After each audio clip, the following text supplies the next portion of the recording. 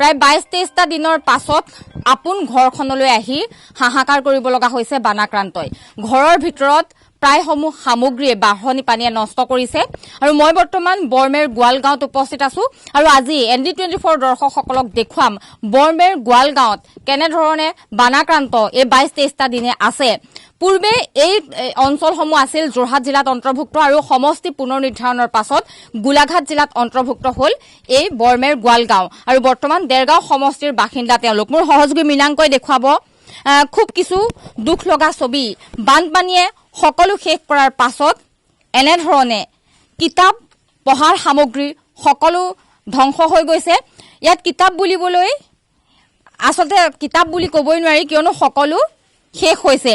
আৰু সেইগৰাকী ছাত্ৰী, তেখেত মই যেতিয়া কথা পাতিছিলো BA ফাৰ্ষ্ট ছেমিষ্টাৰৰ ছাত্ৰী, আৰু তেখেতে নিজৰ পঢ়াৰ সামগ্ৰী কিজানিবা কিছু ভাল হৈ আছে সেয়া চাইছে আৰু এয়া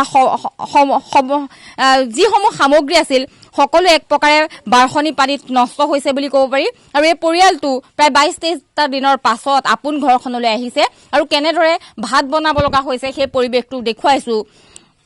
ওখ তেখেতে ব্যৱস্থা কৰি লৈছে, ওখ চাং লৈ তেনেধৰণে জুইত ভাত ৰান্ধিব লগা এক পৰিৱেশ। আৰু মই কিছু ছাত্ৰীগৰাকীৰ লগতে প্ৰথমে কথা পাতিম। তুমি কোন কলেজৰ? সৰ্বোদয় কলেজ। হয়। BA first semester. BA first semester. এয়া তোমাৰ কিতাপ আছিল? হয়, মোৰ আছিলে। মোৰ বা আছিলে, BA আছিলে কিতাপবোৰ। সকলো নষ্ট হৈ গ'ল এতিয়া। একোৱেই নাই।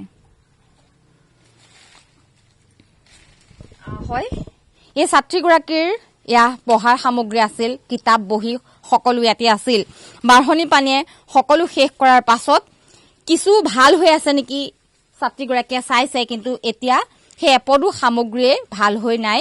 সেয়া বহিৰ অৱস্থা সকলো শেষ হৈছে।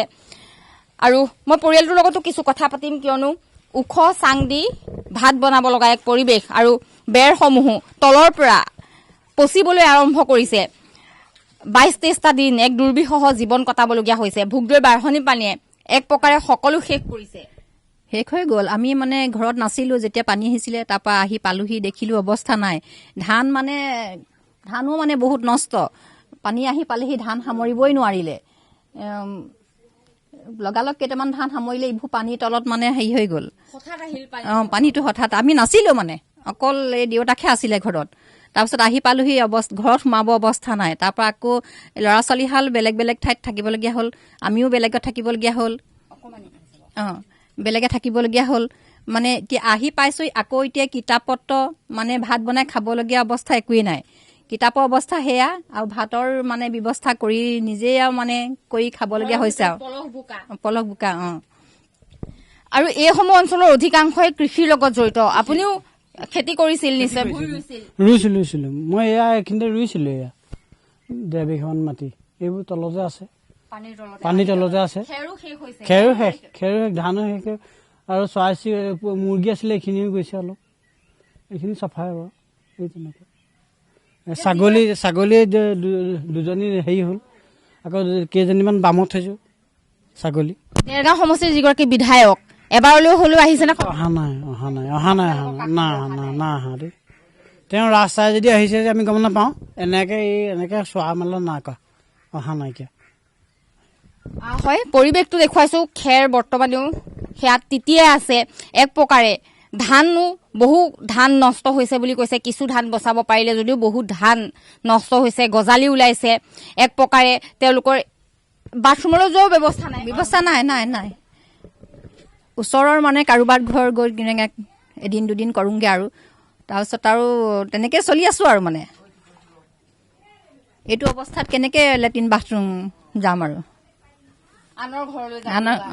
খোৱাৰ ব্যৱস্থা কেনেধৰণে কৰা হৈছে? খোৱা আগতে আনি থৈছিলো হাজিৰা কৰি পেলাই, তাৰে খাই আছো।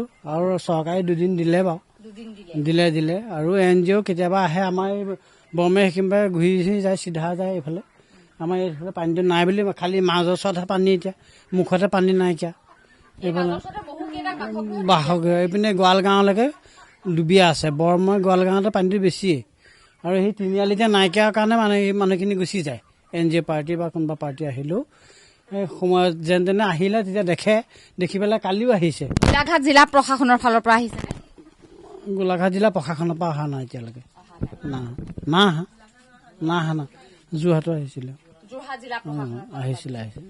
হয়, যদিও বা এইসকল গোলাঘাটৰ বাসিন্দা গোলাঘাট জিলা প্ৰশাসনৰ তৰফৰ পৰা একো সুবিধা পোৱা নাই বুলি উল্লেখ কৰিছে আৰু যোৰহাট জিলা প্ৰশাসনৰ তৰফৰ পৰা কিছু সুবিধা প্ৰদান কৰা হ'ল আৰু কিছু NGO তেওঁলোকৰ কাষলৈ আহিছে যদিও সেয়া পৰ্যাপ্ত নহয়।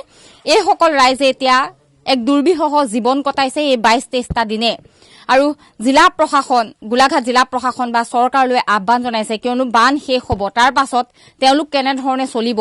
ধান খেতি বাম খেতি সকলো শেষ হৈছে, ঘৰৰ পোহনীয়া পশুধন বাঢ়নি পানীত উটি গৈছে, পঢ়াৰ সামগ্ৰী এইগৰাকী BA ফাৰ্ষ্ট ছেমিষ্টাৰৰ ছাত্ৰী, তেখেতৰ পঢ়াৰ সকলো সামগ্ৰী শেষ হৈছে। এতিয়া বিচাৰি ফুৰিছে কিজানিবা এপদ উদ্ধাৰ কৰিব পাৰে আৰু এনেদৰেই এই 22-23টা দিনে দুৰ্বিষহ জীৱন কটাবলগীয়া হৈছে বৰমেৰ গোৱালগাঁওবাসীয়ে।